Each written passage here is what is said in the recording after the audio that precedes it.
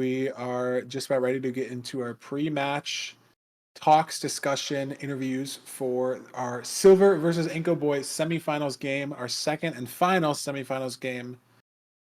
It's kind of redundant because there's only really ever two semifinals games.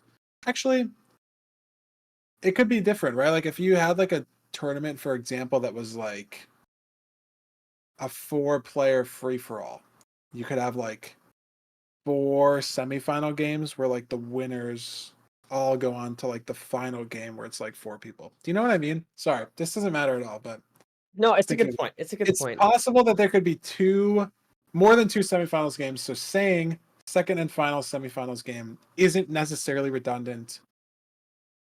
So I saved myself, redeemed myself. Anyways, You did great. we have our Silverr versus Ancoboy match coming up. Like I said, second semifinal match.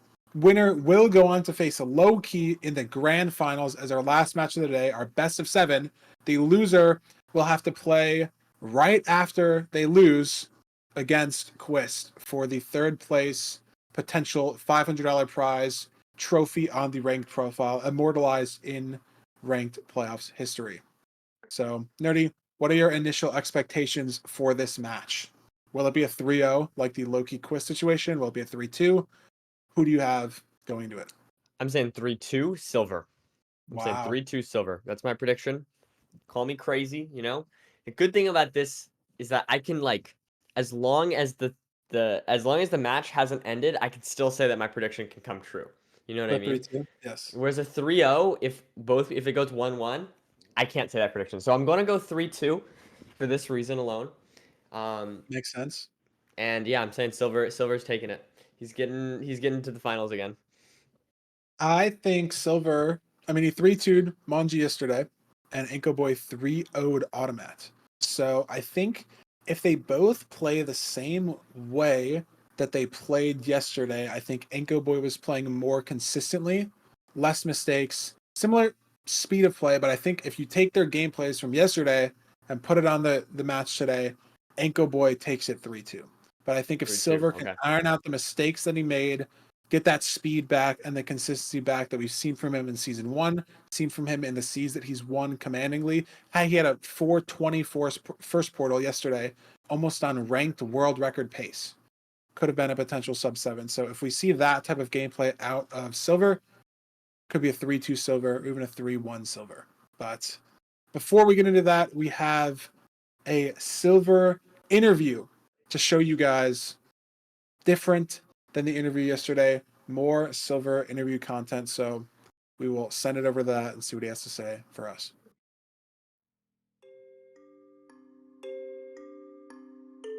I'm thinking about like my last performance in the ranked tourney. In the finals, I don't know if I would have beaten Feinberg. I don't know if I played consistently enough. I don't know if I played fast enough. And those kind of things just always are like in my head. Like I have to try and be like the best of the best or whatever. And so I'm always trying to push myself to improve. And in like any percent, I feel like I'm good, but I haven't PB'd in like 10 months. So it's just like this feeling where I think I'm good, but I don't really know. At the end of the day, we're playing Minecraft. It's very RNG. And so I'm like, did I just get lucky? Did I play better than this player? At the end of the day, I can never really get to that point where I'm just going to be completely dominating everything ever and nobody's ever even getting close. I've been thinking about it a lot, and I kind of like envy and just like inspired and in awe of like people like, for instance, like Emrek, an Osu player. Apparently he's just like the best at like pretty much everything in the game, and he's still improving and he's still getting better and still is just like by far, and no doubt, like everybody's like, who's the best Osu player? It's Emrek. It's so like insane to just see this guy who's just so much better. How do I get to that point? How do people do that? And I just, it's just still a question that I don't have answered. It feels like every second of my day should be spent practicing and should be spent trying to improve so that I can have the highest chance at winning these tourneys. Something that I've always heard is people say like, okay, after I won this tourney, or after I like worked so hard and then won, it felt like hollow almost. The victory felt hollow.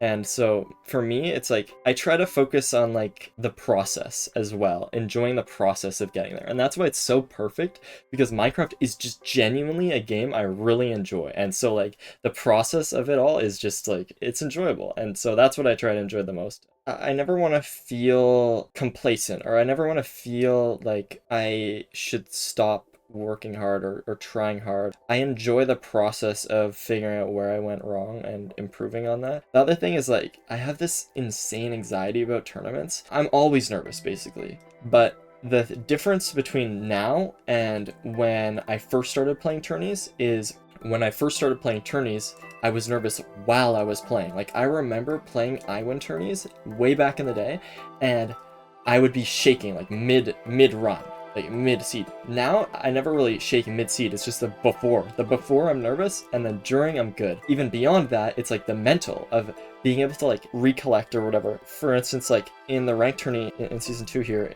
in my first match, I died on the 2nd seed, and the ability for me to just be like, okay, I died, I can still catch up, let me just play good, just fully kind of zone myself back in, that is something that I never had at the beginning of like when I started playing tourneys. And now after playing a bunch of them, I kind of have developed that skill. I can come back, I can do this, I can't lose my confidence just because I made one mistake.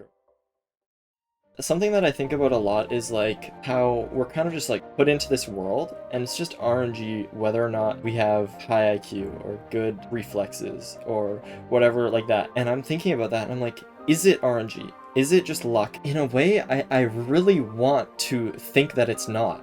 Because for me personally, I don't really consider myself an extremely smart person. I don't consider myself really good at anything like mechanically. Maybe that's like my advantage is I always did sports growing up, and so maybe I have better reflexes or something from that. I like to think that the way I got here and the way that basically anybody can get here is as long as they like put in the work and the time, focus on improvement, and try to like focus their efforts in the right way, that they can improve. So like I think about that a lot. But in terms of like overall like the meaning, I wanted to be really, really good at a game. And so the entire time I'm like thinking, okay, I need to spend as much time as possible playing this game, and that's always been a thing that I've always fought. Like if I'm doing something, I'm like, I should be probably practicing right now. Those are like the demons I need to fight all the time. But beyond that, like coming into this community, I almost had committed myself to saying I don't really need friends, and I want to be the best. But then coming into MCSR, I was kind of just like content with that, and I was still talking to my RL friends occasionally, but eventually it transitioned into me basically not talking to them at all. And so we kind of drifted apart, and I started to make new friends through MCSR, and it felt good to have people that I could talk to, and I have such a strong mutual like thing to bond over. So it definitely has transitioned into that. Although I will say one thing is like I definitely need to figure out balancing in my life. This kind of goes hand in hand with what I was saying earlier, where it's like I feel like all the time I should be practicing whenever I'm doing something else. For life, you need balances. And so if I'm sitting in an HBG call for 14 hours just watching like YouTube videos and talking to people, I don't think that's necessarily in line with like what exactly I feel like I should be doing in my overall life. But I also highly value those friendships, and not just in HBG either, just people that I've talked to, and even just like if I'm just talking to somebody about like strats and about Minecraft in general, it just feels good to like bond over this thing or argue about this random thing. It's like the feelings behind it. It's just, even though it's like at the end of the day we're speed running, which is a niche of Minecraft, which is just a random video game, you know. But like it's so weird how that works.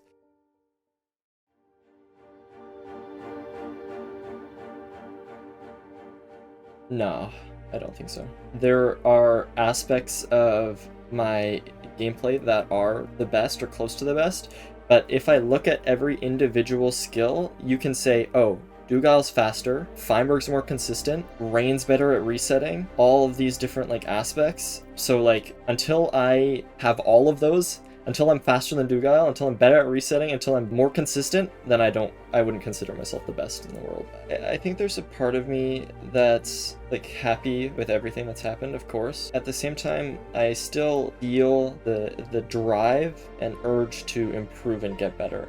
I don't feel like I'm the best I can be, and that's always what it's been. It's just me trying to be the best player that I can possibly be. Overall, like financially, obviously it's extremely useful for me to have been winning all these tourneys. Like my family, my parents don't have enough for me to pay for college, so this is how I pay for college. And so obviously that's extremely useful. I mean, I would have to like get a job and work. This is kind of replacing that, I guess, and I'm really happy about that because obviously this is just also something that I really enjoy doing. So it's very nice for that. I do think I'm gonna win the ranked tourney. I'm gonna spend the next week grinding and practicing up until my matches. I'm gonna really try my best to improve as much as possible and win for sure. Obviously there's scary competition though. There's people that I'm not confident that I will win if I go up against. Ancoboy is such a unique player.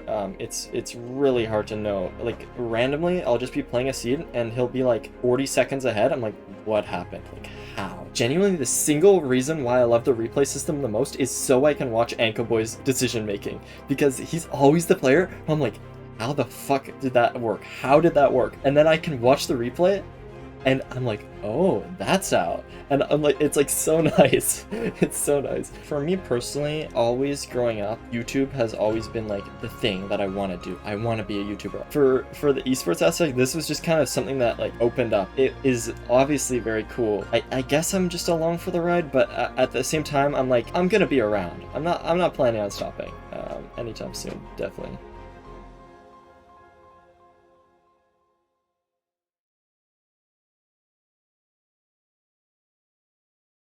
I'm muted. I caught it after 2 words. Oh, Not I even a big didn't catch deal. it. Oh no! Oh no!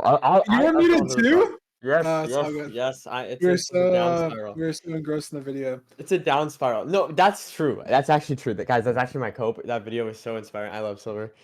That was Yeah. our first ever double mute, Nerdy. We both messed it up. I know. I know. I know.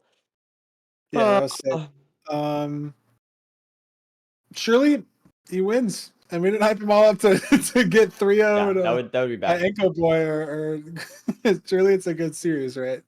I mean, at least we got to watch some beautiful story. And you know what? You know what I think Silverr would say if he doesn't win the tournament. Actually, he might not say this, but his mindset will eventually say this: that even if he doesn't win this, it's okay because it's not about the result; it's about the process of getting better. what You know. he did So he'll say. learn something from this, even if he does lose, and that's valuable in and of itself. But that being said, he would probably want $3,000, so he probably wants to win this match, I would guess. Yeah. The video is funny, like, because I've heard the full like audio of Silverr just talking, but I've never seen it edited down with the like effects and everything and the photos and stuff. So that was nice. And he would like the $3,000. I want him to win. It's not my money anymore like it was in season 1, so I don't care as much, but it's like I'd be paying the same amount anyways. And I also, the only part of me that doesn't want him to win is he will get closer to me on the esports earnings leaderboard, and that I think I've been very proud of my pseudo number 1 spot for a while. If you look on the website, I'm actually 3rd. Because Technoblade is up there because he won the 100K Dream Duel, and then Sapnap is 2nd because he won the 100K Squid Games thing last year. Sapnap's thing's pretty legit. Technoblade's thing's kind of a 1v1. It's really weird. I've talked about this a lot. If you look at the actual fine print on the website, they want to keep track of like esports stuff, show matches, money, everything. They want to keep track of everything. So we're in this little balance where like it's really scary because someone could go rogue and add every single Mr. Beast video ever, and I'm not even in the top 20 anymore. Like it would be actually crazy. Add every Mr. Beast video, add every Skeppy video, and it's completely wraps. It's just it's over. Because Mr. Beast is like, here's $400,000 for building a starter house. Congratulations. Or here's $1 million. You will lose one. Like it's crazy. Feinberg, what if he does? Hear me out. Hear me out. What if he does like some kind of like, I don't know, gigantic prize pool that's actually skill based, and then you get invited? Well, Then that's that's your what I mean. Is opportunity like to perform. You know? it's weird because it's like a mental thing. It's like it needs to like feel like an esport, and then there's an argument of like, is it an invite only thing versus an open qual thing? Where it's like something like here, like the ranked playoffs, like this is very open qual. Like anyone can download ranked, anyone can play. Versus like a Twitch Rivals, which is like you have to get invited to the Twitch Rivals, but it still feels esporty compared to like getting invited to a 100-player survival video or like a civilization video. So it's weird. I don't know. A lot of it honestly is me not wanting to get bumped down on the leaderboard to people that are winning Mr. Beast videos. I feel like it's more impressive that I've won MCSR related tournaments compared to playing in a Mr. Beast video. But to each their own. They did make more money than me, so it depends on how you look at it. But Silverr was like, I don't even think Silverr was in the top 25. And then with the lockout tourney, the bingo tourney, and ranked season 1, he jumped from like, I think 30th to 3rd because he won like almost 30 grand in the last 2 months, which is insane. So I like where the leaderboard's at right now. Me, Silverr, Illumina, and Fruit are all buddies at the sort of top 4, if you don't count the 2 people over 100K. So I like where it's at. And I also like the order of where it's at right now. We can chill there for a little bit, and Silverr doesn't have to get ahead. But if he wins the ranked tournament, he will get closer. So we will see. But that's enough blabbering man. from us. I think we can look at the seed selections, Nerdy. What do you think? Let's do it. Silverr, no! He's turned to the dark side. Silver's turned to the dark side. His shipwreck No. experience yesterday was brutal. It very much makes sense that he banned it. And I'm going to let you take care of this seed selection. I ordered food and it didn't actually get here within the 4 minutes that I wanted it to in the intermission. So I will be back in 2 minutes. You Yeah, I can cover talk about this. Silverr has Don't think about your betrayed hair us. getting wet either. Don't giggle Huh? at the chat. Don't giggle No, at the chat. I actually won't. It's actually so much easier when my face cam's not on, because then I don't have to like think about the awkward face of trying to hold in a smile. That's what gets me every time. Anyways, but yeah, so we have a shipwreck ban from Silverr, which admittedly it does make sense. He had a bit of a struggle there yesterday, with the shipwreck situation and the decision making there. And we've got a buried treasure ban from Ancoboy. I think that also kind of makes sense. I'm a little surprised, but I guess the idea is that Silverr is very practiced with buried treasure. Um, and therefore Ancoboy would want to give not give Silverr that advantage. Then we have a Rune Portal pick from Silverr. I mean, I don't think there's too much here. Like we've said before, if you ban the first 3 matches, you have to play, and so you have to play all 3 of the seeds that you did not ban, right? So it's kind of just the order that you play them, and there's not like any inherent advantage necessarily to that. So I think Silverr is gonna pick Rune Portal probably just because I guess maybe it's just easy it's very linear, there's not a lot of decision making with it. I mean, the only decision making that we see consistently with that is like, are you going to get food or not? In this case, I think Silverr just choosing that because it's a bit easier compared to Village and Desert Temple, which there's a lot more thinking involved. So yeah, I think For that makes sure. sense. I Oh, completely welcome agree. back. I don't even really know what you said, gonna be honest. Because I just got back. But I agree because you're a smart guy, Nerdy. We've been doing this for a while, so your insight I guarantee was valuable. But I'm not ready to get in the match. I got my food. I'm usually not even up at this time normally, so we're putting in the work for you guys. So apologies about the food situation, but it's here now, and the runners are here now for seed 1 out of our best of 5 semifinals. Ancoboy versus Silverr. All right. Look at that interesting player info as well. They've played 4 times in season 2, and Silverr is 3-1. So that's enough to win a best of 5, Nerdy. 3-1 scoreline from Silverr. Do you think it's That any is true. foreshadowing? No, I'm saying 3-2 still. I'm saying 3-2 still. I'm staying by that. Mhm. Also, that's certainly 3-1. See, I thought that they would have played more. I'm surprised that it's only 3-1. It's a weird time zone thing too, and also Silver only played looks like 130 matches, so little whack. But Yeah, maybe they've been playing more recently. yeah, again, very simple room portal overworld. Like I assume you said, there's really not much decision making other than food because you kind of just know what you're going to make. It's 3 obby completable, so the pickaxe comes out, and it's just how much food do you get. Make sure you don't misplace the obby, and you're just in the nether. Ancoboy is already ahead of On Silver the here. housing. Look at this. Could be a very fast rank seed. Low 1 housing enter for both players. I think they both have gold armor. Yep. This could be really fast. Top down housing, low 1 start. Could be potentially sub 3 fort. Possible. Ancoboy did enter the nether first, and I think also has more food. 5 pork chops instead of 2. Excuse me, oh my god. I went outside. And now it's over. Now I'm gonna be sneezing. That's okay. Interesting that Ancoboy played the overworld faster and had more food. Could be pig wandering RNG. Could be food wandering RNG. Could just be more comfortable with the room portal mechanics. I don't know. Yeah, no, it looked Ancoboy just looked a little sharper than Silver to me. And yeah, I think he also got just maybe slightly better pig spawn, pig movement, like you said. So yeah. Yeah. But it's going to be pretty similar. I mean, they're both doing the same exact route, same exact gold blocks, all that good stuff. So should see them leaving the Bastion at very similar times. Depending on how many pigs you have, it could just be done before you even get the chance to pearl hang. And these runners also probably will be looking for Pyre overlap situation. I don't think they saw the fort, but I'm not entirely sure on that situation. I haven't seen either of them attempt to Pyre yet, but it could just be something that they want to do when they get out, knowing you have to get up and out of the Bastion in the first place. So, yep, there's Ancoboy's Pyre coming out. Looks like it's very close. Like he's on maybe 6, 7, 8 render.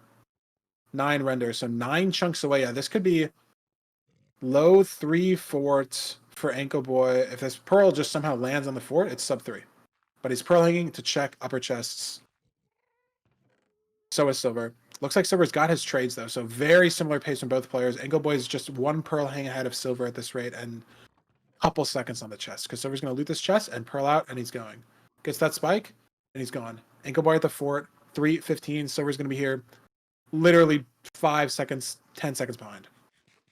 Very insane pace as well. Can we mention Yep. that 320 into the blaze spawner is very fast. If these rates are good, it looks zeroable. Depending on the food situation, Ancoboy's lower, but has a lot of food, and Silver's done a very good job not taking damage during this seed. So it's True. A very good could point. be the fastest seed we've seen this playoffs. I don't think it's got potential to be the fastest seed ever, but it does just depend on distance to second portal, nav, zeroable ability, stuff like that, and if the rates will pick up. But it's very possible we see a sub 8. I'd be very shocked if we see anything that isn't a sub 9. From a caliber of both of these runners, they won't both make mistakes. Maybe one of them will slow down and make a mistake, but having both of them make a mistake is not possible. And Nerdy, notice this. Look at Ancoboy here. Iron Axe, Silver, mending Room Portal Gold Axe.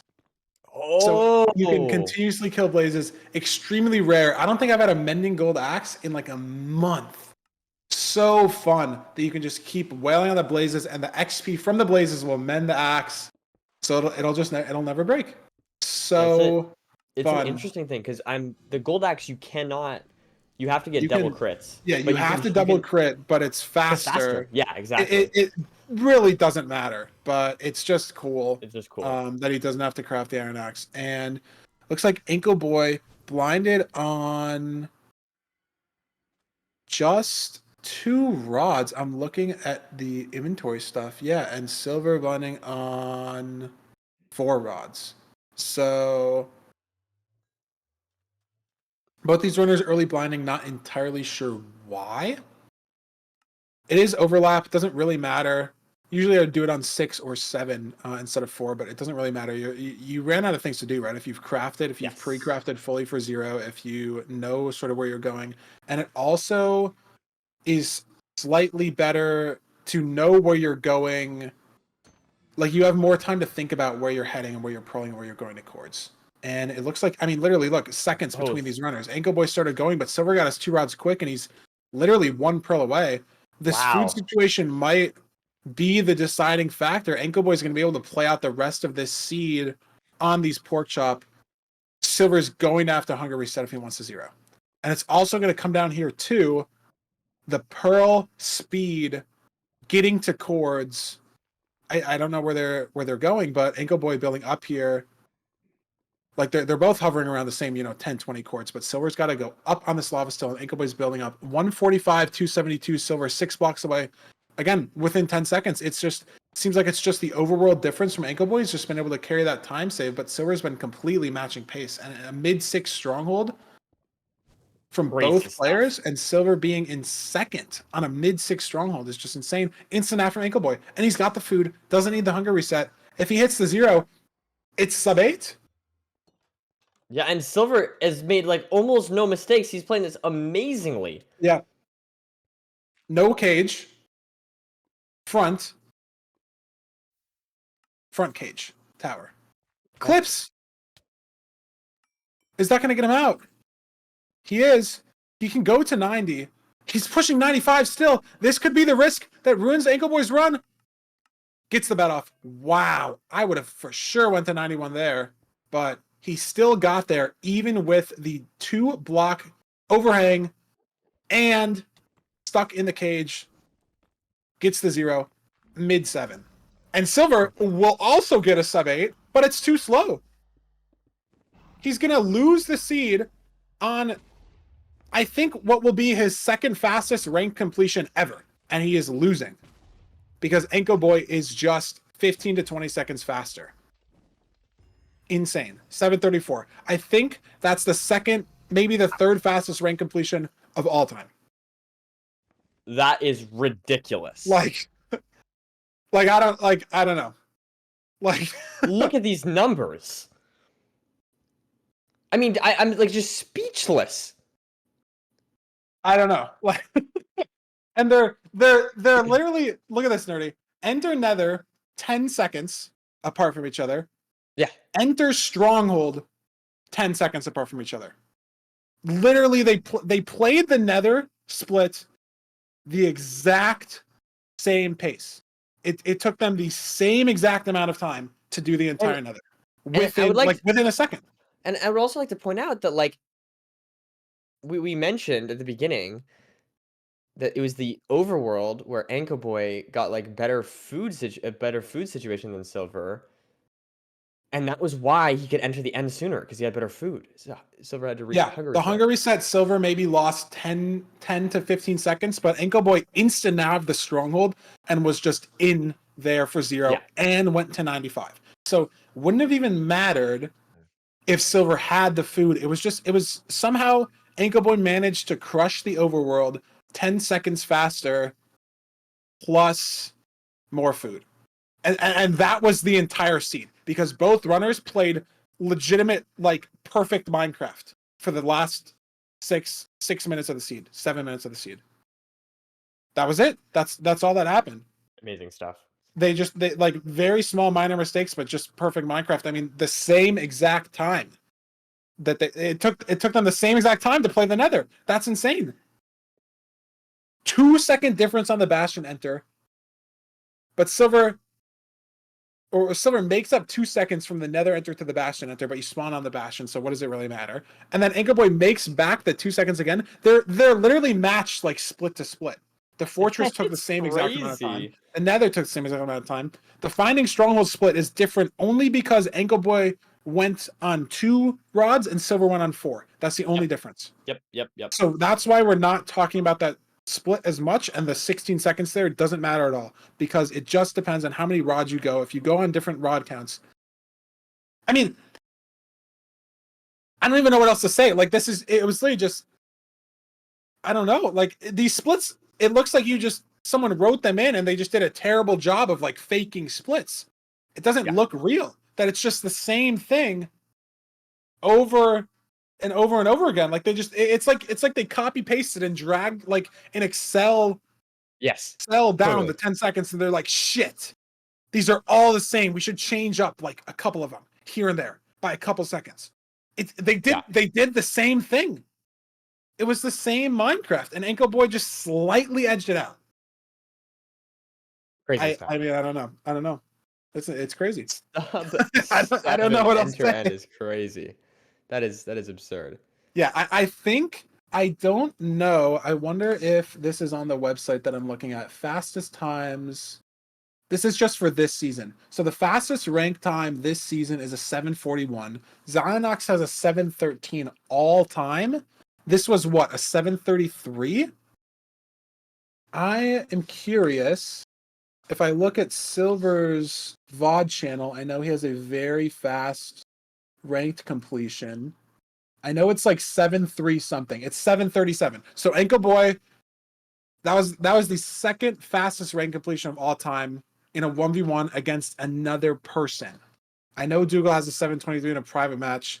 He played against his alternate account that was probably just another instance on his computer that was paused. So it doesn't really count.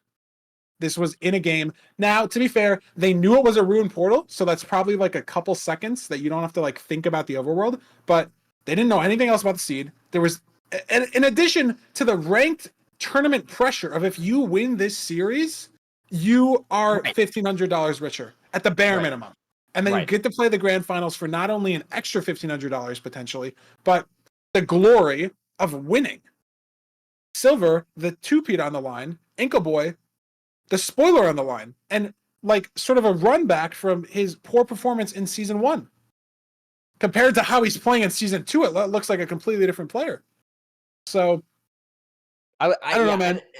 And we were talking like before this match started while we were on intermission that like this could easily be the finals as far as the caliber of the players. I mean, this is true with anyone in the top 16, but these two in particular are like some of the best and are arguably both tournament favorites in their own right. So I think that this is like a sort of pseudo final that we have going on right now, and I think that this match just proves that. Yep. And yeah, I was just about to say, I'm ready to get into our second seed selection, and we're seeing a Desert Temple. It wasn't banned, so it's guaranteed to be played in the first 3 seeds. Very interesting. Compared to the high food situation that we were in, it's potential to be a very low food situation for this seed. And if it's anything like the overworld, this is Silverr's pick. I mean, the only difference in that seed was the overworld. It was the overworld speed and the overworld food. The rest of the seed, they played exactly the same. They did exactly the same thing. No mistakes. And that's just why Silverr lost. So he has to clean up the overworlds. Maybe he was just warming up. Maybe didn't practice as much, just like nerves or whatever, gets the warm up. But it was just the overworld stutter. That was the whole seed. So I'm ready to get into this Desert Temple seed. If the overworld is going to be anything like it, we got to really pay attention. If it's the same thing as the last seed, it could be decided in the overworld if they both continue to play perfect. So I'm ready to go. These runners are ready to go. The 3-2 prediction nerdy is still on the table. I mean, like you said, I'm well aware. It's always on the table. I'm watching it. All right. There's our temple. Village far away as well for food potential. And so now, like, I'm already thinking, like, okay, micro decision making. That's what matters. Like, it doesn't even. We're not even like expecting any mistakes here. Like one mistake and the player loses. You know. But so it's like just spent 5 seconds looking around and then went sideways to get the sand to go down. Is it over? Is it over? Is it just GG already? Are we done? Is it 1-1 Silverr? Like, if it's like the last match, it's 1-1 Silverr. Like, I don't know. It could just be over. And I don't know if Ancoboy even saw a lava pool either. Like, he might have just looked around to look around. Obviously, you want to get info on the seed. You want to know where you're going. But is it over?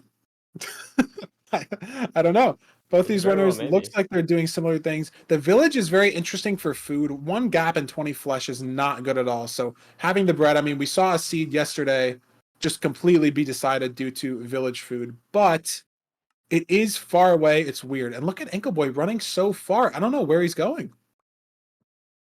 I don't know if he saw a lava pool over here and he's running, or he's looking for flint early or something, but he hasn't even gotten a tree yet. And Silver's ready to pop some gravel for some flint and enter. So unless there's a lava pool in this forest, I think Ancoboy lost a lot of time with the micro routing in the overworld here. But Silverr also looking, maybe, I think this river was terrible.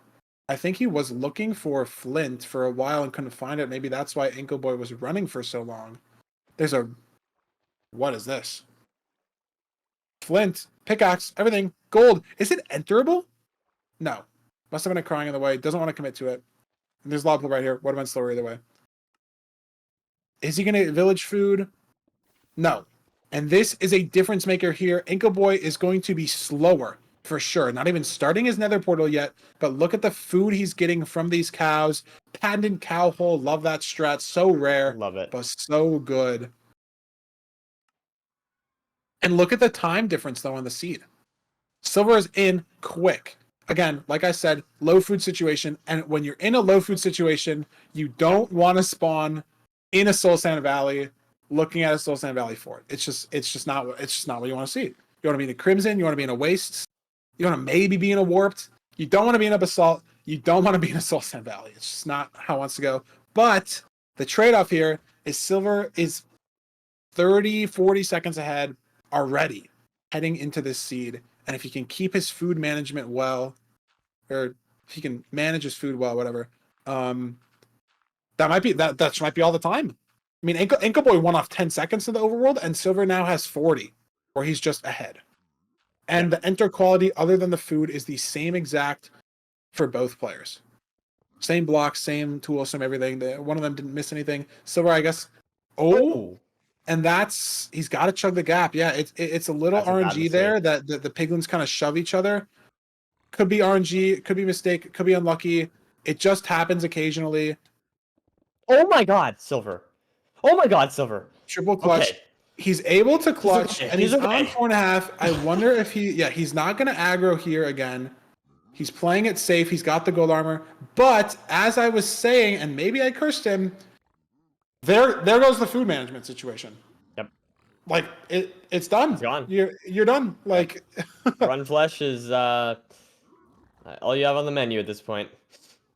Skeleton up here as well. Like even getting hit by this guy once. Like what a nice dodge on the arrow. Like it's just so painful. 18 rotten flesh. Like he's maybe got 25 hearts total to work with. Ancoboy has 5 steak, and the gap still, and the rotten flesh still. But 5 steak is. I mean, like, how much is 1 steak worth compared to rotten flesh? Maybe, like, one steak is, like, 6 flesh. Like, just raw, like, quality. And then, obviously, the speed of the steak healing compared to the rotten flesh is insane as well.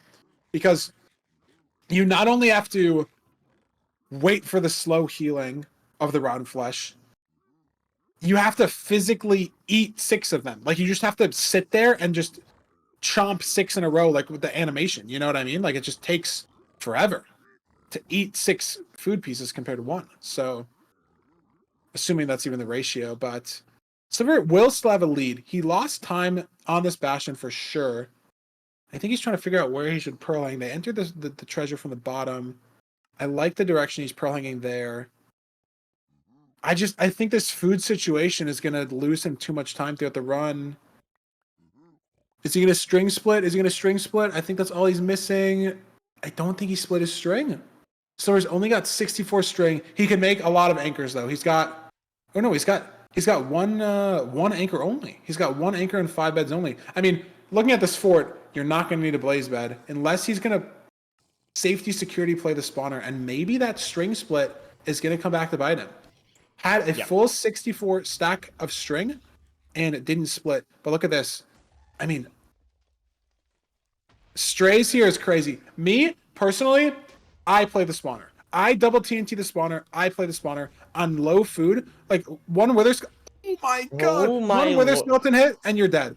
I can't fully see. Obviously, the quality is bad. I don't know if there are like regular skeletons. There's a regular skeleton hanging out in here, or like a gas. Like, Oh, yeah, I he's think he's dead. getting shot by a gas. I think he's getting shot by a gas maybe as well. Has to get. Oh, he's dead. Yeah, he's dead. He's dead. Yep. It's. I think he was on 4.5, and he got hit by a wither skelly there, and there were 2 ghasts from the 5RD shooting at him. So, ooh, Ancoboy gets hit. He's gonna need like an Ancoboy death as well, because Ancoboy's got the food to regen. He's gonna just need Ancoboy to die. Otherwise, it's 0-2. Had the lead, made a little bit of a food mistake, so he couldn't use the gap in the fort like he wanted to, potentially. And went for the risky strays play, which honestly, like, to be fair, Ancoboy, like, if you think your opponent is going to play strays, it is so much faster than the spawner. But for the consistency play and the safety play, I would have played the spawner. The strays are better. If he gamered up, the strays would have been better. There was just too much to handle, like maybe 6, 7 wither skeletons, ghasts, everything. Like, it was just too much. There's only so much you can do with so many mobs. Double gas, like, it was almost unsavable. And Ancoboy's dead. Ancoboy just got hit from behind by a wither skeleton. He was trying to manage all the blazes in front of him and lost track of the wither skeleton behind him. But look at this play, though. We don't know exactly. Do you think anything burned? I think from Blaze fire, because he died on the fort. And he's not resetting the seed. Silverr gets to play it. Silverr gets to play again, right? Like he's fully replaying the seed, but he has all the info of where everything is. So he knows exactly what's in this room portal chest. He knows exactly where the lava pool is. So it's going to be faster. Doesn't need to E-ray for the bastion. Surely won't get nailed off by pigs again. But if Ancoboy has all of his stuff back and can get there without dying, but this is the problem. Look at this. Yeah, no fire res, no anything, and like any blaze hits him. Oh my god. Maybe just dies again. Another skeleton. Tick burning needs to get a fire res off ASAP. And he takes another hit. 1 HP and he's dead again. And now he full resets. So he lost all that time trying to play again. And now it's completely Silverr's game. Wow. Oh my god. Script writers are crazy though, for real. I'm happy I didn't spoil myself. Like, this is crazy, you know? I mean, we had the last game where Silverr and Ancoboy are playing perfectly. No mistakes. Perfect gameplay. God tier seeds. And now we get a 10 times harder seed that is, you know, low food. I mean, I guess the other one was too, but it was fast enough that it was okay. And both these runners feel like pressured to go fast that are making mistakes because of it. I was just going to say, you know what it might be? It might be that you lead off with a 7:33, second fastest ever 1v1 completion. And even if you're Ancoboy, you're like, Silverr's in the end. Like, he only won by like 15, 20 seconds. You play perfectly, you only win by that. You're like, well, shit. I got it. Like, I have to keep playing perfectly, because otherwise I'm just going to lose. Like, this dude is matching my pace. So they're both going into this seed trying to match the pace and the speed of the first one. And like you said, it's 10 times harder. There's way less food. The fort is insane. Treasury, you take way more damage than top-down housing. They had a beautiful, peaceful crimson blaze-bedded spawner last time. And now it's like war zone. Every part of the seed got harder. Every single part of the seed got harder. You even take damage in the overworld from the temple. Like, compared to the room portal where you take no damage, like, every single part of the seed is harder. And they tried to match the pace, and they both messed it up. Not just one of them. Both of these runners messed it up, and we know that they can play insanely well. I mean, we watched it literally 10 minutes ago. A 7. You know, they're playing sharp today. This is not like, oh wow, they you know, they're having an off day. Like, we know they're both not having an off day. And it's respect too for to both of them for trying to push that pace, right? Silverr could have played that spawner. He knows he's low. He obviously knows how the game works. Knows 4.5 hearts. If I get hit by a wither skeleton, I'm probably dead. And sometimes when there's that many strays, it just happens. And he knew what he was going into and still tried to match that pace. Shows, you know, how scared he is of Ancoboy, maybe, right? Like I said, how fast both these runners are playing. Like the respect you have for your opponent that's forcing you to play like that, knowing that their pace is that crazy. Do we see that you have to play like that? Yeah, look at this. I don't know. He still has his gap, so he's gonna chug it. So he's gonna be on 12. This is really good, and I think he's gonna play the strays again. But it's weird because of the metagaming. It's very, very weird. You have no idea where your opponent is in the seed because it still says entered fortress for Ancoboy. Now, what might happen, and I don't know if it's intended ranked behavior or a bug, and we'll see in a little bit, it might reset Ancoboy's progress to say entered Bastion. When he re-enters the Bastion from the reset, I don't know. I've heard people talk about that. We'll see. But from a metagame perspective, from an advancement perspective, compared to last seed where you're matching pace with everyone all the time, you've seen Ancoboy entered Fortress for 5 or 6 minutes. And same thing if you're Silverr. Or if you're Ancoboy looking at Silver's little card as well, it's going to say the same thing. And look, it did update. So it says Ancoboy entered Bastion. So if Silverr knows that that's what happens, he knows that Ancoboy died and can maybe let up on the pace. I don't even know if he's focusing on that. I don't even know if he's going to care. I don't even know if he should care. Yeah, I don't know if he should care. I think he's playing this pretty safely compared to how he normally would, I'm guessing. Nice play. Nice pathing with the Wither Skeleton there from Silverr. Yeah. Fantastic stuff, baiting him over the edge. On the Ancoboy situation, too, I mean, he's been managing his food perfectly. It's just he is maybe 2.5 minutes behind because they both just raw reset the seed. And they both had the same information about the seed. It's very different. For example, let's say one of them first portaled on one rod, got the stronghold coordinates, and then died. You would be able to skip that split entirely on the reset. But both of the runners died in very similar positions in the seed. They were in the fort, they had the rods, but they weren't farther than that. So they have the same amount of like information, like a new game plus kind of run. Like they're doing the seed again, but they know a little bit. They don't know everything. It's not like fully scouted, but they know the start can be faster. But that 2.5 minutes, especially just from Ancoboy's death, it might just be too much. Like Silverr, I think, needs one more rod here on 11 eyes, and he can start going, and Ancoboy's not even back in the fort. There's the rod. So he's able to go, again, low, but he's basically out of the water at this point in terms of scariness of the run. You know, you're out of the strays, you're out of the fort, you're still in Soulside Valley, and you're still low, but you have fire res, and it's just going to be chill. Can you zero? Can you preemptive? Because Ancoboy's still going to be catching up. Right?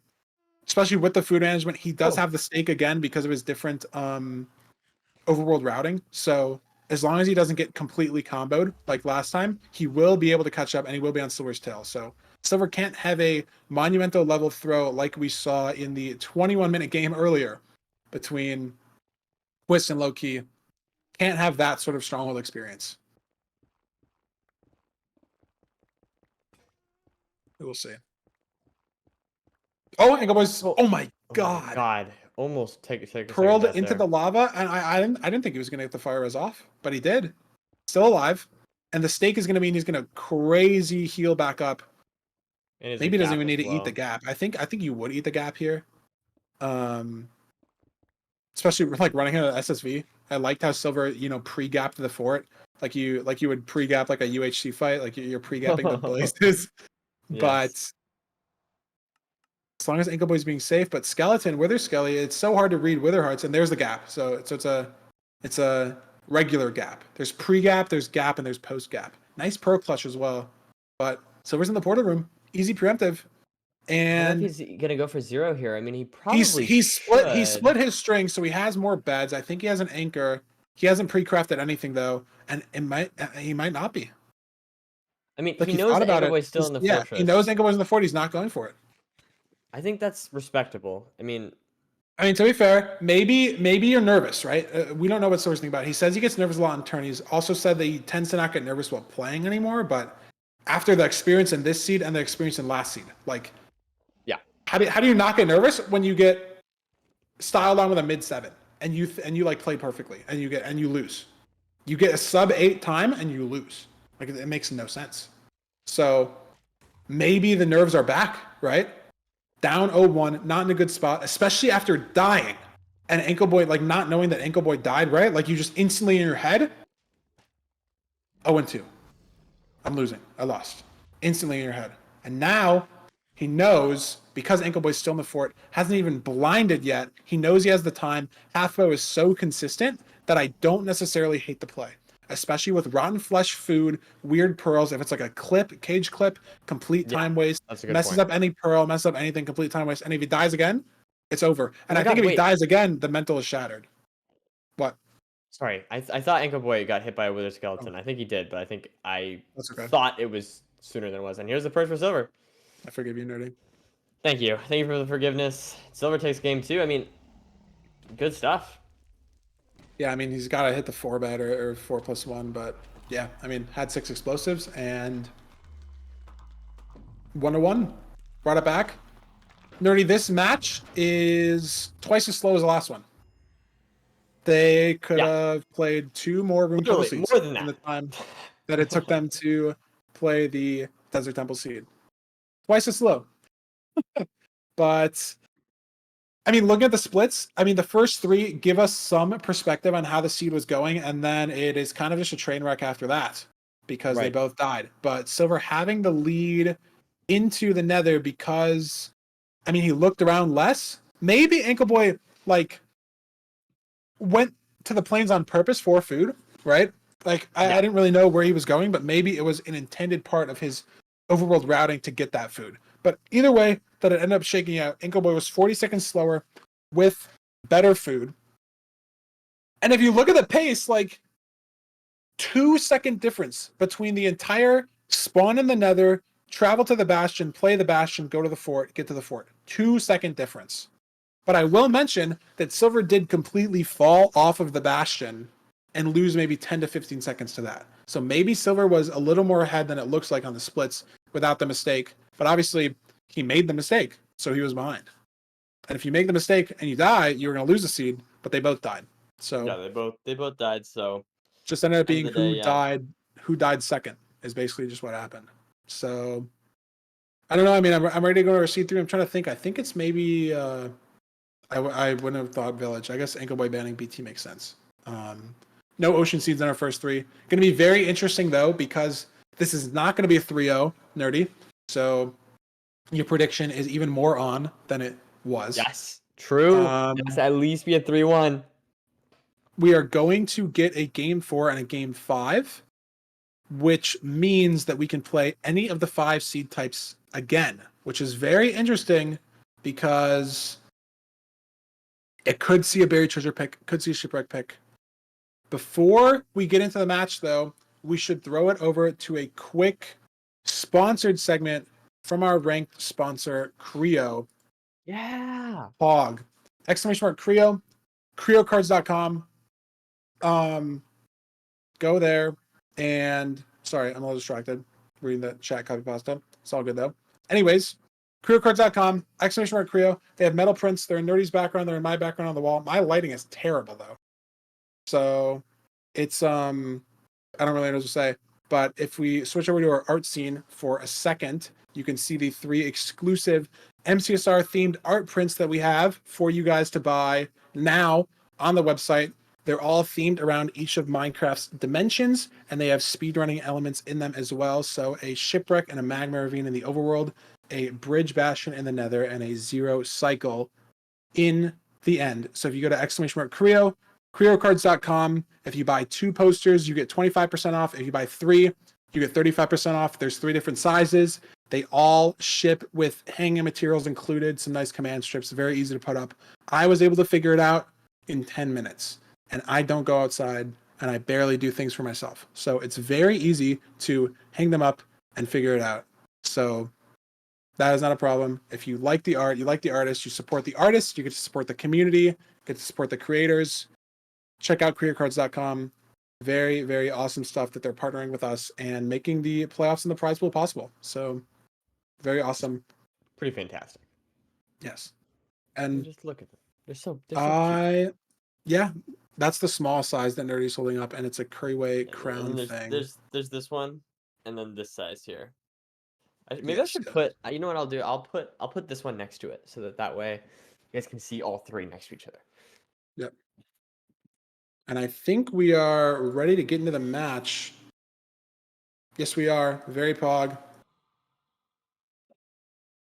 There we go. We're going to see a Fantastic. 2-1.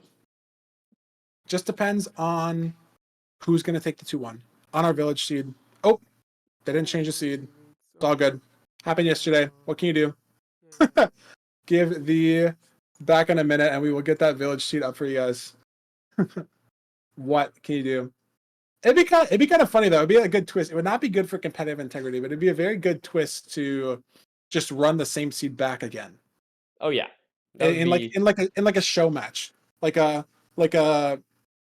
Feinberg Fulham nerdy commentator 1v1v1. We play one seed and then we just get to play it again. yeah. Maybe put Curry Maybe in there. you get, maybe I get to play it again. And Maybe you don't. you get to play it again. You get to Yeah. scout the seed. Yeah, We I'll get a give you- 3-minute head start over Feinberg. Yeah. I think that would be fair. Yeah. yeah. I'll give you guys a I head need him. start, or you get like 15 seconds in creative. Just grab whatever you want, and then I get to go. Yeah, that would Who be good. knows, That would be man? good. But this Well, is definitely a different seed. Definitely our village seed for sure. It's about finding the village. It's about routing what village houses you need. There's always going to be a blacksmith in these villages. All these runners will know every village house, every village type. And it's about where you're getting your wood, where you're getting your iron if you need it. 10 obby seed with no iron. So we're going to probably see these runners kill the golem. There might be a really weird woodlight setup you can do, but I think it's only good on Plains Village blacksmiths. So I think they're going to both kill the golem, mining the stone from the blacksmith to get stone axe to kill the golem, and then it's just where do you get your flint, and you can build your enter wherever because you have 10 obsidian, which is perfect. Other than that, not much decision making in the overworld. They're both going to be very stocked on food. It is a village. Hay bales are rampant, but as I say that, I don't think Silverr grabbed any hay bales, so he might go back to the village to grab them. You can build your nether portal wherever. Right. And yeah, he is not forgetting the food. Nice that's play. good. But it is slightly weird, like ordering of routing. Oh, and he hasn't even killed the golem yet. Look at this play as Really? well. Seen this from runners too. If you triple stack with the obsidian for the golem, you can just use the obsidian for a portal. Pretty see it. corny stuff. There's the hay bales too. Nice play from Silverr. And I think he's played this overworld maybe slightly better. I mean, very similar pace in both runners because Ancoboy's going to get his flint and just enter. He's got his food, he's got his iron, but Silver's slightly ahead. So he's taken the lead in both of these last two overworlds. Nice. Different from the rune portal. Maybe he's more warmed up. Maybe he's looking at these overworlds from a different mental perspective. And this one specifically too is I think the first overworld where I can say he is 100% clearly ahead because the food Right. situation is the exact same. The material situation is the exact same. He was behind in the first one. He was ahead in the second one. Oh! And it's a speed bridge crank. Has to reset the seed. Stuff burned. 2 minutes. And that could be it. Could be a 1-2.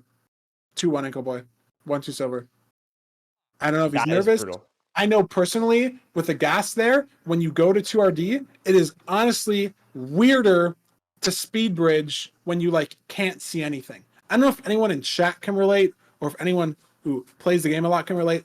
I find it very weird to speed bridge on low RD compared to when you can see stuff because of like the fog, because you just don't really know where you're going. Even though it's the same inputs, you're going the same spot, you saw where you're going. It's just a little weirder, and that weirdness might have just been enough to It's kind of like cause us a when little you're. tumble.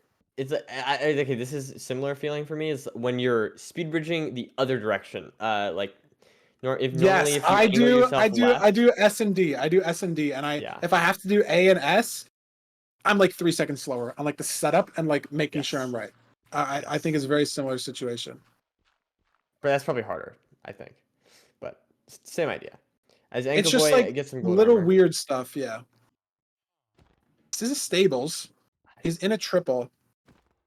Yeah, he has like he is like I said, he has like, a bunch of armor here, which is like he's almost fully kitted out. Oh, I think he gold. doesn't have a helmet. I think that's all he's missing. Looking for the stables gap here. Silver's made some good time getting back though. Obviously, you have some, some information on the seed, but he's made good time heading back to where he needs to be. Can he hit the same speed bridge that he failed. We saw him fail a speed bridge against ML in the round of 16 and then hit the speed bridge again when he needed to. But it looks like he's maybe going up this time. Going in higher terrain, using some wood, but still has wood. Sorry about the Windows noise, chat. It was not your computer. It was not mine either. It was probably Oliver's. But what can you do? Maybe the computer died. Anyways, Silverr heading into this triple chest. I think it's single triple only, so he's gonna have to finesse his way into the gap as well. I don't think he's gonna be playing single triple. And he's mining the gold blocks though. I don't know if he saw another one or he thinks he has to make up the time from the death. I don't know. Yeah, I don't know. We'll have to wait and see. Maybe he's playing the triple because he's just like you can get the trades from 36. It's possible. Yeah, totally. I don't know, and especially too if there's gold blocks in these chests, which there's not. It ends up being more of a time loss too if he doesn't get these trades, and There's a pearl trade. yeah, but Now you just can the pearls, pearl like hang if he's not gonna have zero potential, it's just over as well. But you do get an early pearl for a pearl hang. I don't know. It's such a weird situation. I sort of understand the play, but it's so weird I think he's gonna compared go to playing the down gap. now. Yeah, both runners pearling at the same time in very different spots as well. But I just Silver has to get to a gap somehow. Wow, look Nice at that. chest routing there, getting to that double, and unless it's a right side triple, that was really clean though, getting to this gap. Very very good. Everyone in chat is omega lolling, and I just have no idea what even the sound is because we can't hear it for whatever Yeah, reason. it's okay. So I feel like there's an inside joke that I don't know about, but there are 2,300 people in on the We're in the joke, dark. and, We're in the and dark, Feinberg. It's we are the okay. two people that should be Yeah. mostly not in the dark, and we are the ones in the dark. Yeah, it's okay. But that's okay. There's still Pogger's Minecraft gameplay going on regardless of the audio. And I mean, Ancoboy's been in this bastion for so long. You know what? You know what's a very interesting thought that's very weird? What if Silverr getting the triple trades was necessary? Like those 4 gold blocks? What if that's going to True. be the difference? And because he did a really weird route of like front loading those gold blocks, he is ahead That in a would weird be twist of events. insane. I have no idea. Oh, Ancoboy's got 21 obby. Okay, I was gonna say I have no idea because my inventory viewer thing crashed, but he's got 21. I can see it, so that's why he was waiting for so long, and he's gonna be heading towards the fortress direction, ahead of Silverr. But I don't know if he's 2 minutes ahead. Silverr was 2 minutes behind on the Yeah, death. I was and gonna say Silverr's got, I kind of like Silver's routing here. I think it made sense, honestly, in my opinion. Silver's got 20. He's got fire res. I Yeah. think he can leave, and he's leaving. So I think he's only. I liked Silver's route. I think it totally made sense. I mean, it's definitely like it was a little weird and it was a little bit banking on. Dude, he's only like 7 seconds behind. Yeah, that's what I'm He saying. made It up. was He made good. up a enormous amount of time heading into this Fantastic fort. stuff. Better terrain to the bastion, better bastion routing, better terrain to the fort because he's able to pearling out of the triple. He made up an absurd amount of time, and I think they have the same amount of materials though. So it's going to come down to end game speed as well. But like that was impressive. Just 2 minutes out of nowhere. Because it's just a raw death and a reset. He couldn't run back at his stuff. Didn't even really get info about like the bastion or anything because he died before he even got there. Right. So yeah, I mean that's very impressive. But Ancoboy's still in the lead, and if he plays perfectly, might be able to keep that 7-second lead. It might just be enough. Yeah, now The it's kind of only just yeah end games, you know. So only Ancoboy's big very difference fast. in their gameplay, you're right, is that Ancoboy doesn't do boat eye and Silverr does. So there is a few Ooh. seconds of variance here in the eye measuring split. Ancoboy will have to throw 2 eyes unless he gets very lucky with the offsets. Silverr can almost always throw 1. And let's see Okay. Wow, it did. The second eye broke.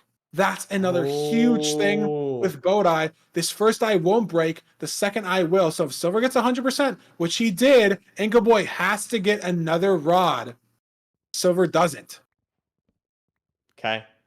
Which This is really close. Depending on how long this rod takes, it could be it.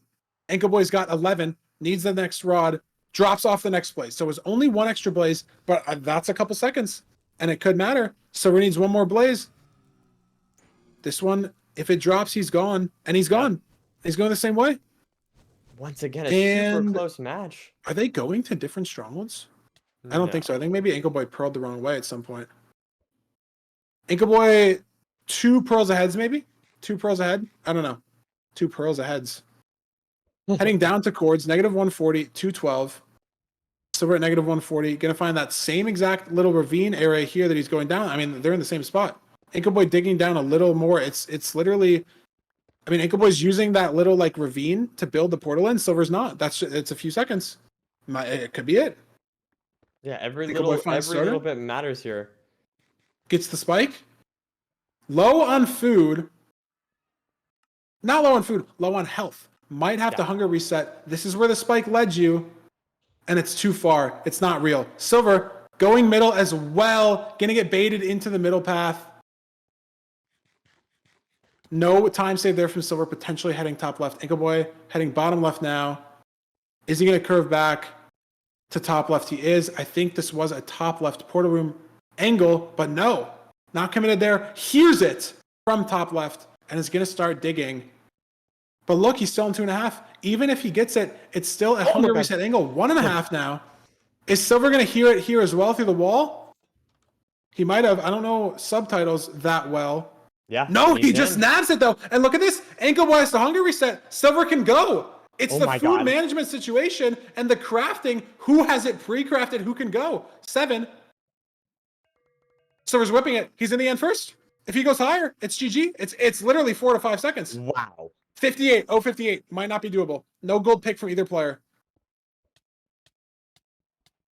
Can't get the double pearl clip. Unfortunate. And it's too tall. Not zeroable. Gonna come down to half bow situation. Okay. But does Silverr have bow and arrow from the triple chests? Did he grab them? Does he still have them? He's usually very good about that. I don't know if Ancoboy has them either. Were they thrown out in the inventory management? Ancoboy, is he going for it? He's going? Wait, what is happening? Oh, I think Ancoboy's dead. He's dead. I wasn't even watching. I just didn't even expect him to go for it. It made no sense in my head to even go for it, and I guess that's why. Because he didn't even get close to placing the obby. He didn't get close to anything. It just double hit from the dragon, and he's dead. And Silverr gets a ginormous perch. Might not have even mattered. Wow, that's gonna be a 2-1 Silverr. That's gonna be 2-0, and you're right. It doesn't matter. But like mentally, yeah, it matters. exactly. Mentally, it definitely matters. Yes. Wow. 2-1 Silverr. 3 minutes into the seed, I wouldn't have told you that.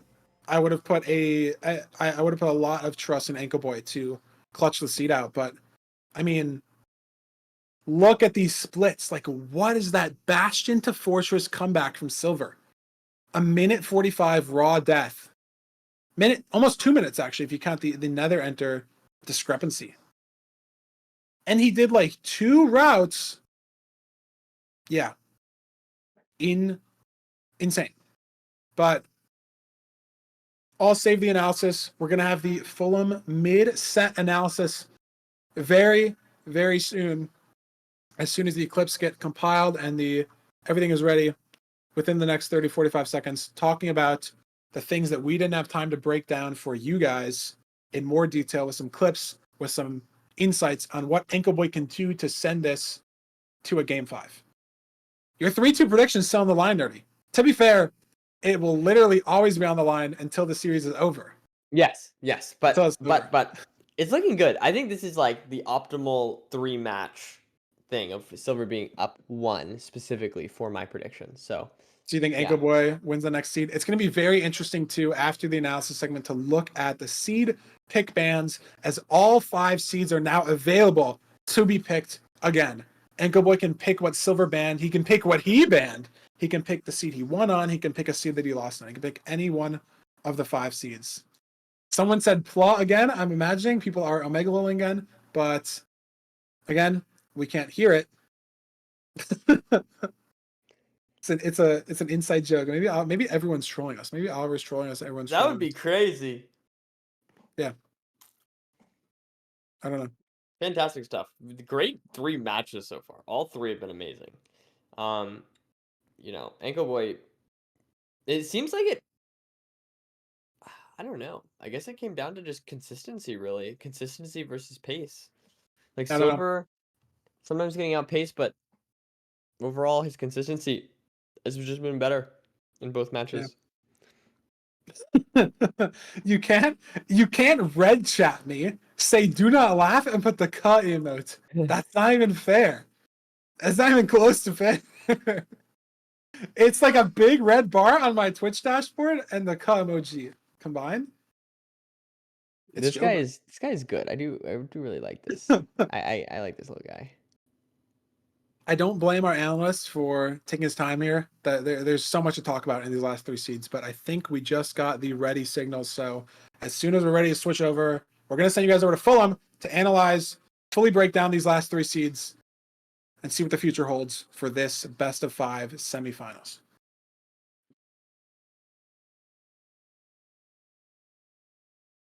Wow. What a first 3 seeds that was. I'm honestly immensely shocked at how everything turned out. There's a lot to analyze, mostly from the second run, and I'm going to be deadly serious. After the first run, I was not clipping everything, because let's just analyze this first run first and foremost. This was the only mistake in the entire run. Notice, as we see Silverr approaching, we see this guy up here. Okay? See this guy? This little piggy up here? This little piggy went to market. This little piggy went up the hill.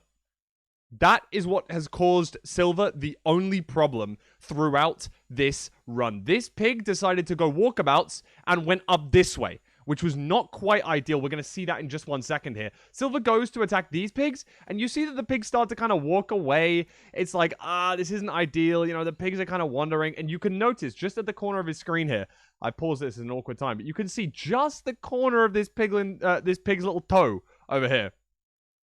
Silverr decides, rather than to go all the way over there, to instead get chickens on his way back to the ruin portal. Now, the difference is Ancoboy decided to get 1 more pig, and the next pig dropped a total of 3 extra pork chops. The first 2 pigs only dropped 2 pork chops combined, 1 each. The next pig was able to get him up to those 5 pork chops that we saw. After this, Silverr decides to go for 2 chickens. You saw he was thinking about going for that pig again, but the pig starts to walk away, and he's like, okay, no, I'm just going to go and enter, right? And I understand this is a crazy, crazy particular play, but if you guys were here for seed number 1, I'm telling you, this was literally all that separated these 2 runners. There was seconds within it.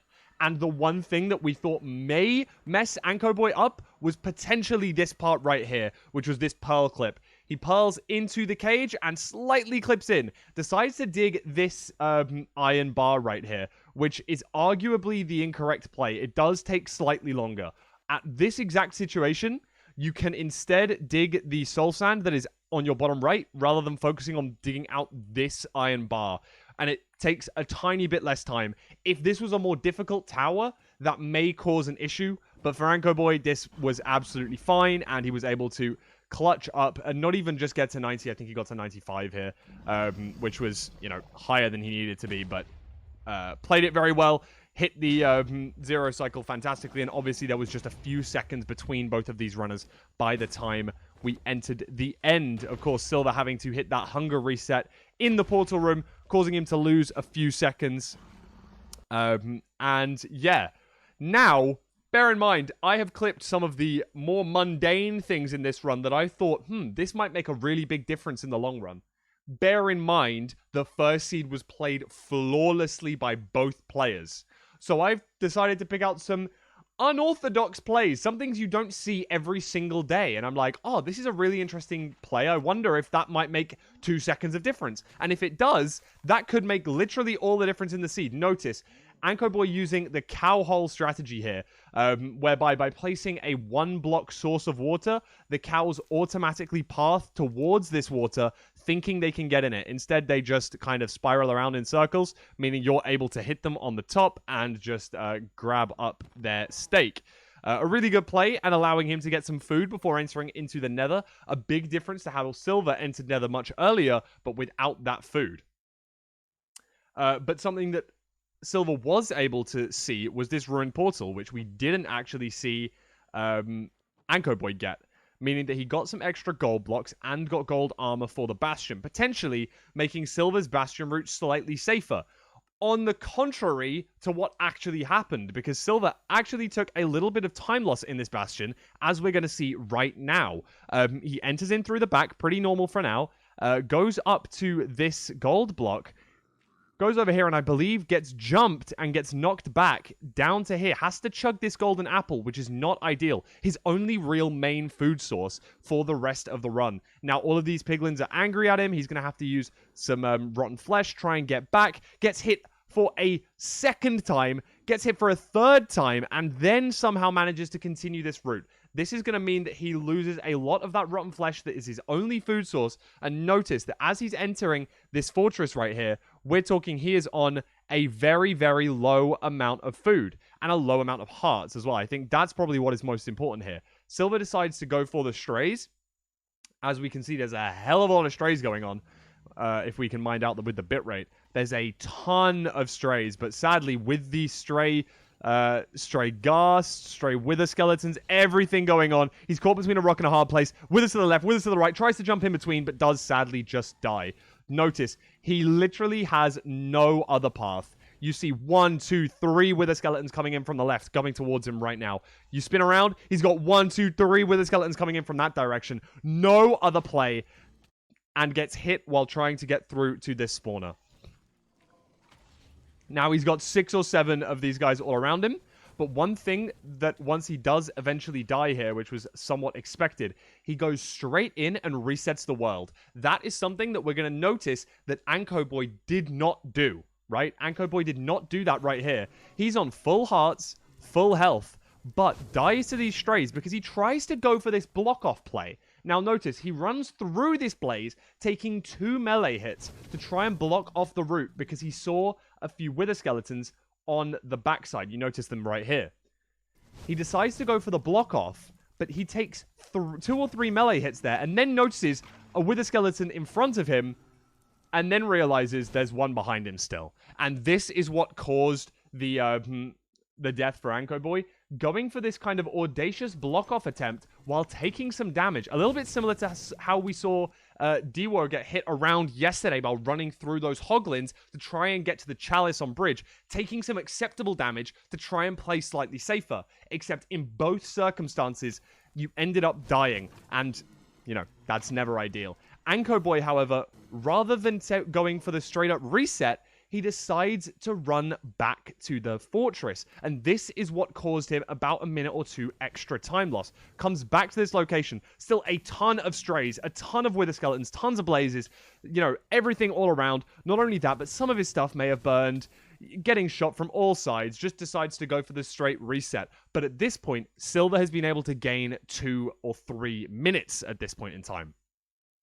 Now, let's have a look at the end of this run because Ancoboy does try to mount a comeback. At this point, no fire resistance, decides to go for the drink in the lava. So, takes some pearl damage here. On 4.5 hearts, only just started the drinking animation. And was only a few ticks away from burning with all materials. Ancoboy may have had no chance left in this seed had he have died at that point. Sticks with the plan of going for the fire resistance, very smart play, and ends up just about surviving with enough food to be able to deal with this fortress a lot better than he did the first time. And we're going to see him go for that right now. Sorry, I kind of didn't even worry about the end of that run because the rest of it was so hectic. Silverr was able to finish that one out with a simple 1 cycle. However, we're now going into seed number 3. Silverr coming in on a victory, getting it back to 1-1. And Aghast, once again, messing Silverr up in the Nether. We saw that last seed when we had the Ghast with all of the stray Wither Skeletons. But on this seed, he goes for the 2 render distance play, goes for the Crank. But I think rather than it being on low render distance, I think it's the fact that he has to switch his blocks. Notice that he's out of birch slabs and wants to try and move over 1 block to go and place in the oak wood slabs now. When he switches, he doesn't get the click off before he's then able to use, to crank further backwards and falls to his death. Does try and go for the boat clutch. Really, really smart play. Just heads up moment where he's able to go, okay, I'm falling. I need to try and clutch this out. Pulls out the boat, goes for it, just misses it. Really, really close to him actually getting this block clutch off. But he's able to make up that 2-minute time deficit using the triple of this Bastion here, taking this gold, getting 1 early pig trade, something that is really, really clever, and deciding to go for this. Going for this early Pearl Hang, which is something that Ancoboy didn't do. Played this so much faster. Really, really, really smart play. Notice, though, he does, in fact, make a tiny mistake with the fact that he doesn't leave the gold trading. I do think that he goes back to this hole afterwards. I don't think I actually have it in the clip. And it's only, very, very minuscule. And in fact, it may be a really heads-up play of being able to drag more gold down to a larger pit with the piglins down at the bottom. But it's just so smart for him to be able to go, let's go for this triple, let's go for this Pearl Hang, and it's going to cause me to pick this time back up that I've already started to lose on the seed. So, then we get into the fortress. Silver's already made up the 2 minutes of time loss that he's had, and then this happens. Bear in mind, Ancoboy is not a boat eye user, not a macro, stretch, screen, big screen, massive eye, big boy eye user. Instead, just a, let's throw 2 eyes. We don't want none of this woke stuff up in my macro, none of up in my Ninja Brain bot. Throw 2 eyes, walk a bit to the side, 31 FOV, measured the eyes, but it is coming back to bite him at this exact point. Notice that his eye does break on this second eye throw. That is not what you want to see after throwing the second eye. And that means that he has to get 1 extra rod. This was luckily only 1 blaze extra, but it could have been a lot more, and it could have been a big, big deal. In fact, what the big deal was after entering the end second, he goes for an audacious and I would say late 0 cycle attempt. He's going for this on a back dragon, really, really tall tower. Goes for this play and doesn't even get to place the obsidian. Little bit of a misclick, I think, here. Doesn't want to place these blocks to the side. Gets all tangled up and gets hit twice by this dragon. Boat is deep in the inventory. Can't pearl clutch on 2.5 HP. Tries to get the boat out. Tries to go for the placement. But because he's got the crossbow in the offhand, it shoots the crossbow rather than attempting to place the boat, which is a really, really unfortunate set of circumstances, but it does allow Silverr to redo the entire seed. You see the classic no mic mouse shake of anger that we're going to see right here, and I think that's the universal sign of I just messed this up and I don't know what to do. Silverr was able to take that seed. It is 2-1, and it is match point for Silverr Runs, the current reigning champion of Ranked. Can he retain his title? Can he get to the grand finals to face off Seed 1 Loki? Or will we see an amazing comeback from 2-1 down by Ancoboy? Ancoboy winning the first seed.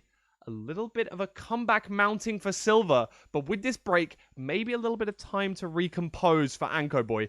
Very, very clean run in the first one, but 2 mistakes in the second one. Something we're not used to Ancoboy seeing. Nonetheless, let's move over to Feinberg and Nerdy to take you back through the live commentary, and I will see you guys in just a short amount of time.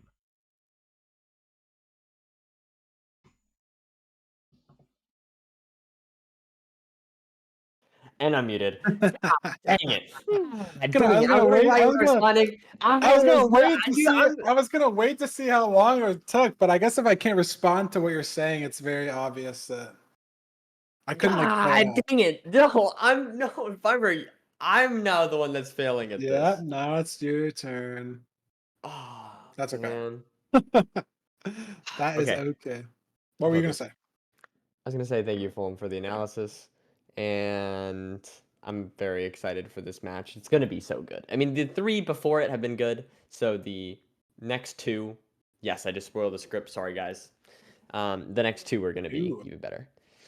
Yeah, I mean, nerve wise and stuff, it's a $1,500 seed for Ancoboy if he loses, and a $1,500 seed for Silverr if he wins. Obviously, if Ancoboy wins, they play a 5th one, and then it's really do or die for both players. But the amount of nerves that show up here as well, especially if you're Ancoboy and watched back the seed or looked at the splits for the last seed, the fact that Silverr just clawed 2 minutes back in the Bastion only. That was okay. So it's like not Silverr even took it at across silly the death. seed.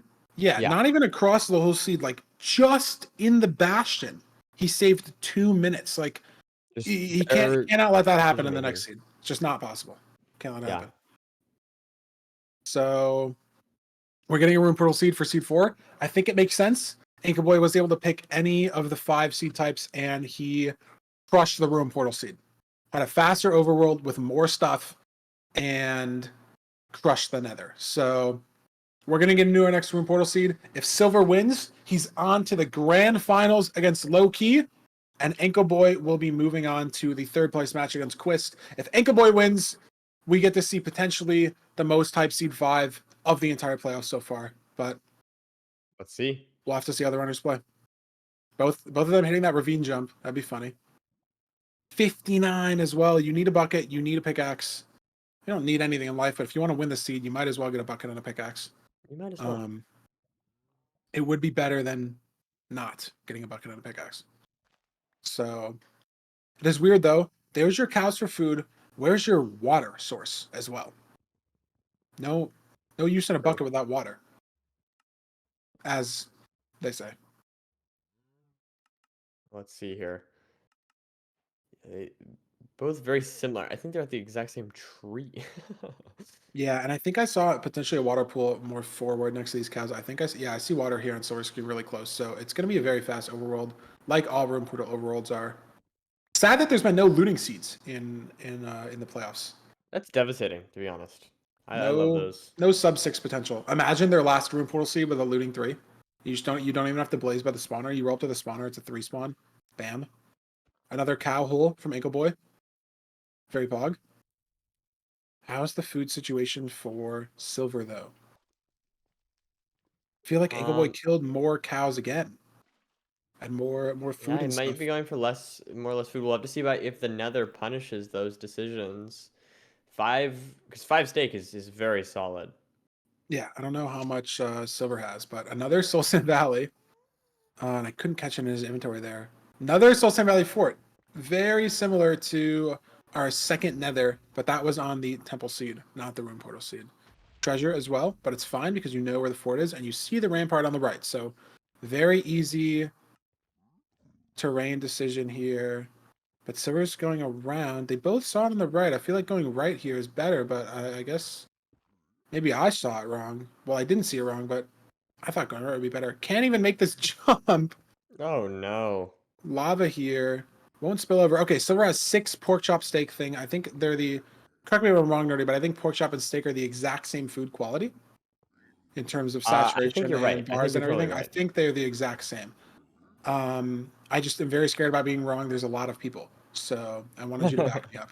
No, I would also agree. If it was a Yeah, true or false statement and it was a yeah, test, I would say true. I'm like very, very confident, but it's not like 2 + 2 = 4 confident. You know what I mean?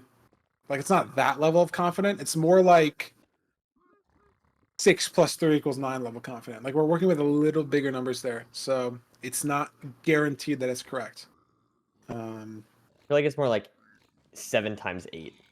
Like I always have to second guess that one. You know? True, true. Multiplication's hard. Some numbers are weird too. 91. How's that not prime? Like we could, you know what I True. mean? Crazy, True. right? Good point. Chat, am I wrong? I'm not wrong. Crazy. It just would be prime. 19 is prime. 91 isn't. Like that makes sense. Yeah, that doesn't make any sense. That doesn't make any Anyways, sense. um, sorry we're a little waffling, but there's not much to talk about. The treasure rout's very safe. The most interesting thing about this treasure so far was the lava on the bridge where they couldn't jump across. But Silverr had to deal with a little bit of a piglin mishap earlier. But both these runners doing the exact same thing. 34 obsidian from Silverr. Does he have 0 string? Silverr has 0 string. And Ancoboy will also have 0 string. So you have to get some backups. But how much string are you even getting from the backups?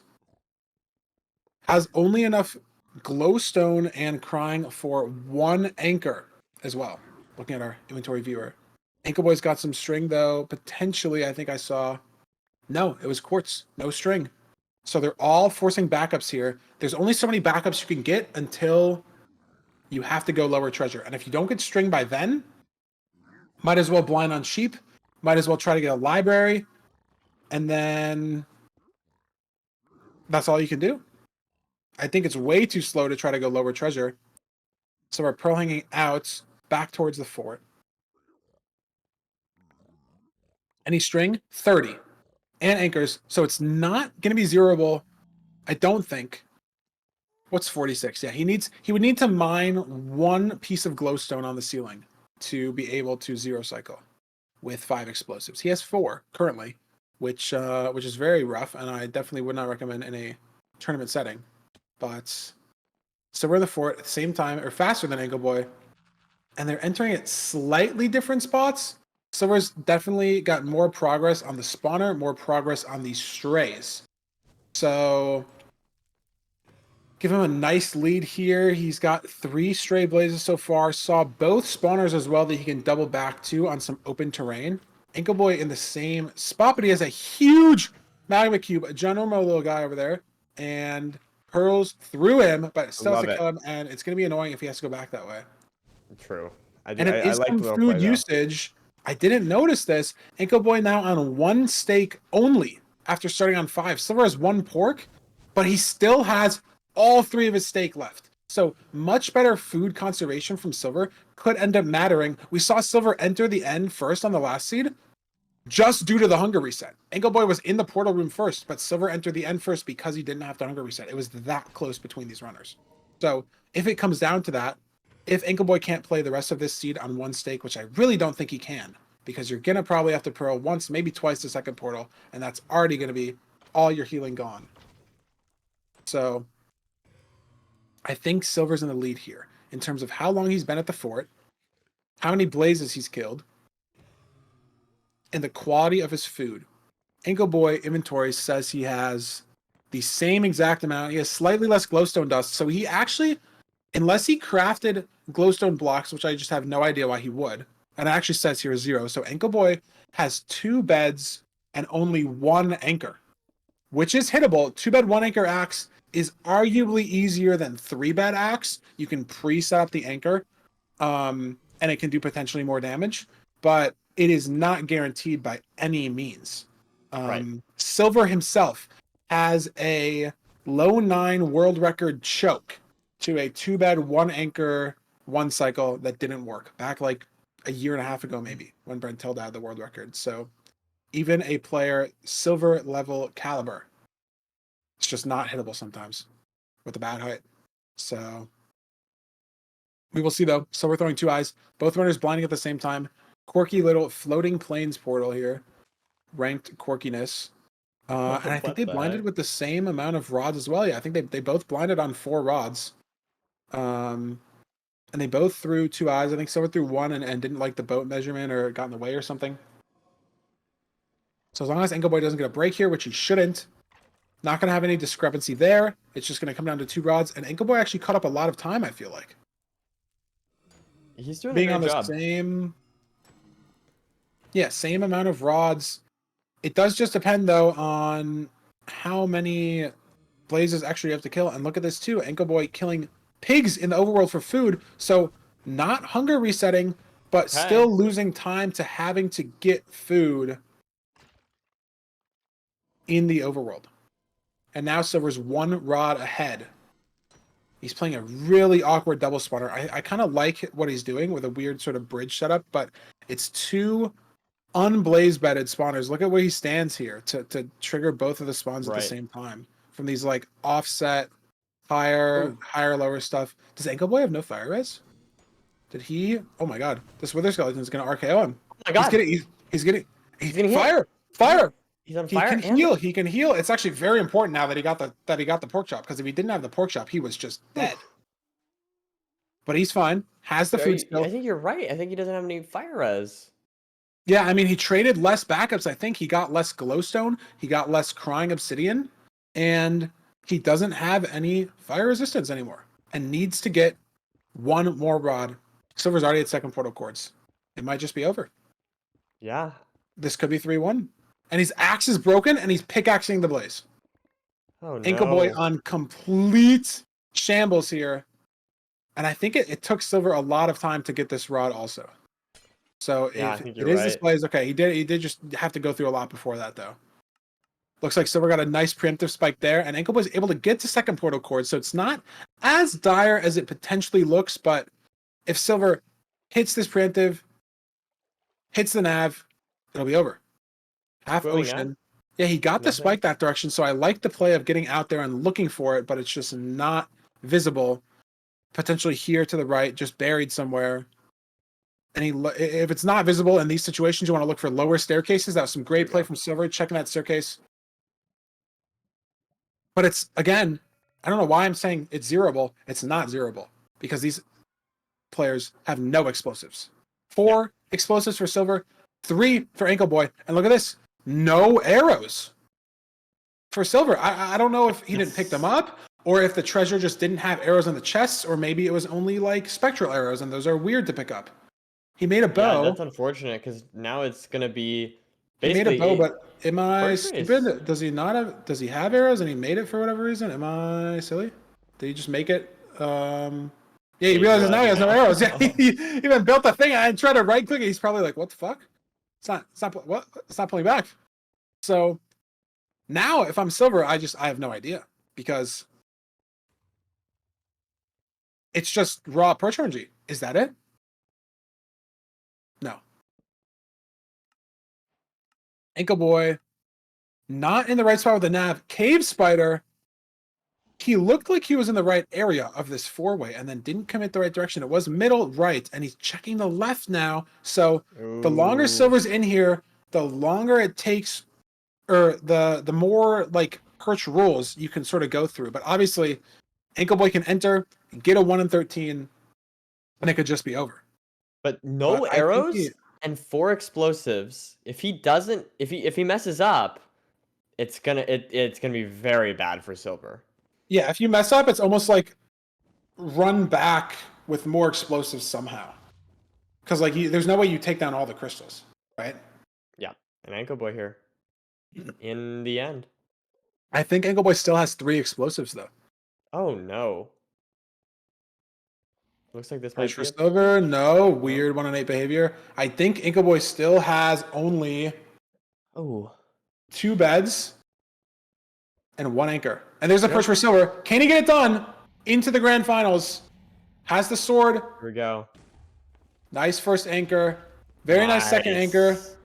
Ooh, Beds are really always bad. weird. Those are always weird, but he's good. I was Okay. going to say the third bed is sometimes very weird with the anchor height, but he got it off, and it's swordable. Made the sword good awareness instead of the axe. Gets the free the end advancement, so Ancoboy knows it's over before it's over. And that's the game. A 3-1 nerdy. Your prediction was wrong. Well, I predicted 3 different things. I said if Silverr was playing on like he was yesterday, it could potentially be a 3-2 or 3-1. So I'm going to take some credit there for being partially correct.